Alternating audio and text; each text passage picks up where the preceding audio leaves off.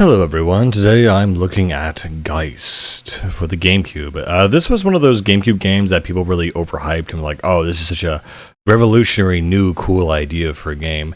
And it was kind of at the time, but it's one of those games that were hyped up as one of these niche classics, and until I actually picked it up and played it on the GameCube, I really wasn't thrilled by it. It's really not as good as it says, but it is something at least somewhat interesting. Basically, you are this, special service, special like agent who, similar to Fear, where you fight paranormal forces. Eventually, what happens is you take on instead this soul body or this Geister thing, and so most of the game is basically about you trying to, take revenge on the military, people who did this to you. And the main thing about this game is the Geist mechanic, is that basically you can turn into a ghost or a Geist or whatever. And Geist, by the way, is German for soul, so same thing. And so throughout the game, you take possession of different objects, items, people, and different things to kind of work your way throughout the environment. And so what's very interesting is that half this game is puzzle solving, and the other half is combat, FPS style. So it sounds like a really good idea and a really good combination.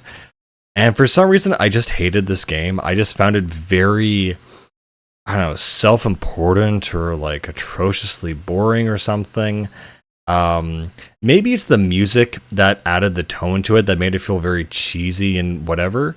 But in any case, I can't really say. All I can say is that it was kind of novel, but not a great game I'd recommend. But yeah, you can basically possess different kinds of people, and you can jump from body to body. And, in a firefight, you're constantly jumping from body to sometimes even inanimate objects like turrets and whatnot.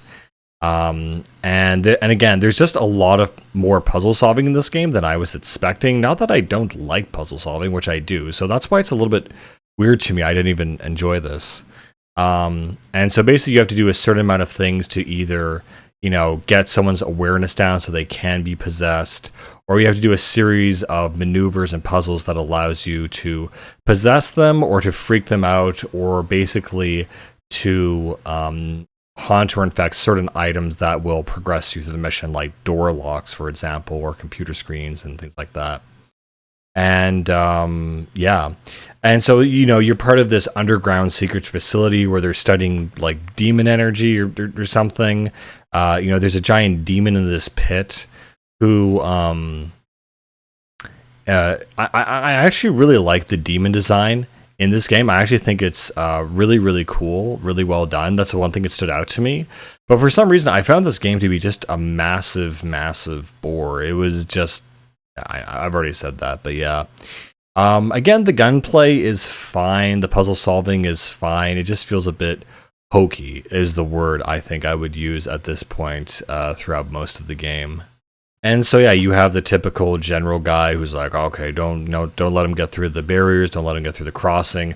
And they're trying to harness this demon energy, and you interfere with it, and it goes wrong, and basically this giant devil thing appears. And again, I really liked its design; it was really cool. But it's really weird. I remember playing through this game. I remember like beating it, but I don't remember much about it. The one part I do remember of it very vividly is one puzzle where you have to be a rat and follow the scent of cheese and basically go through this like rat cheese maze, which was not nearly anything that I thought was, like what was going to be part of the gameplay. And it just felt so out of tone and out of place that I just didn't know what to say about it. And so, yeah, It kind of, in a weird way, has a bit of Luigi's Mansion energy to it. And because how everything is, haunted and infected and whatever, and you kind of become the thing that actually is haunting, like the Luigi characters, the main characters. But yeah, I just didn't like this fact that you were just like an inanimate object. This is basically Ghost Trick in 3D, now that I think about it.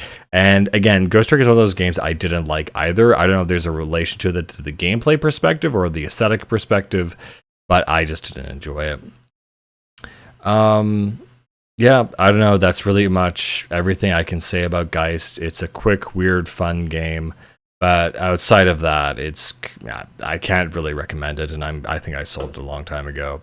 But yeah, that's pretty much the game. I'll see you later, guys. Bye.